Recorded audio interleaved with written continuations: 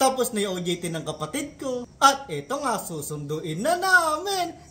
At para hindi masyadong mapagod si ate, gagawin nga muna natin siyang Disney princess at isasakay na nga lang muna natin siya sa kotse. At opo, ipagdadrive ko nga muna si ate. Tara na! Labas na ako ng bahay. Lakad, lumakad na lumakad. Tara na. Ate, Oh. Disney princess ka muna. Eh di sakay ka na lang muna, ako na muna magdadrive. Ayos! Tama yung naisip mo. Para masubukan mo din bumiyahe doon. Katabi ko nga si Dea at kasama nga din namin itong dalawang bata. So paano Prokdos, maiwan ka muna dyan, naalis muna kami. Bye! At dahil malayo nga di pupuntahan namin, umagang-umaga pa nga lang, umalis na kami. Paper, ang sarap palang maging sakay lang. Ganito pala yung pakiramdam. Sa wakas, makakapagpahinga din sa pagdadrive. Ikaw na bahala sa amin ha. Kaya mo yan. May tiwala naman ako sa'yo eh. Basta kailangan mo ng backup, nandito lang ako. Tapos nung nakapasok na nga kami sa bahay ng Pantabangan at pakit na nga kami ng bundok na paliko-liko yun daan. Aba, itong pamaking ko, nag-umpisa na ngang mahilo. At mukha nga yata nagsisisi na dapat hindi na siya sumama sa amin ah. Amo, ikaw mag-drive pa uwi? Siyempre, si Papa Bear. Ba't ayaw ba mag-drive si Papa Bear? Hindi. Alam hindi, ayaw mo? Ayaw mo? Nakakahilo ba ako mag-drive?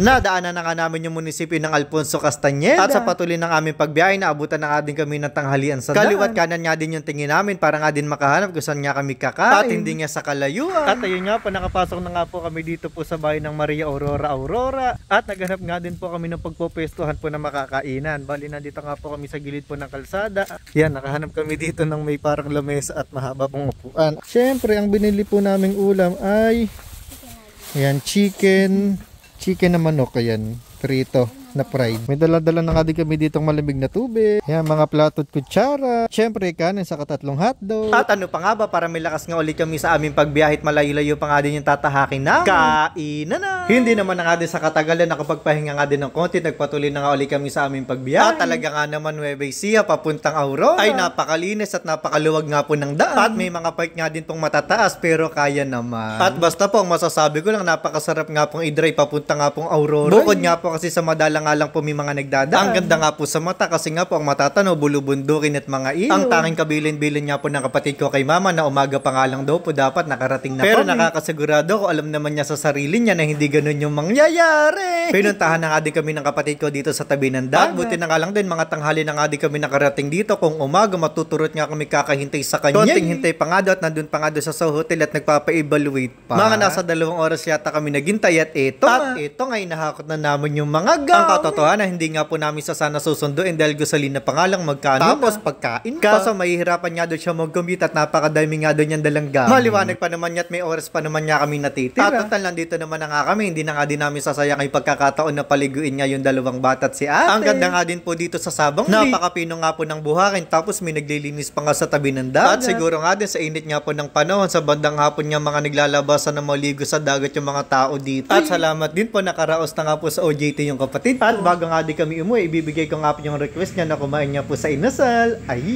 Hanggang dito na lahat. Kung napanood yung happy video na to, ang gusto ko lang sabihin, thank you po! Shoutout sa mga nakakilala sa akin.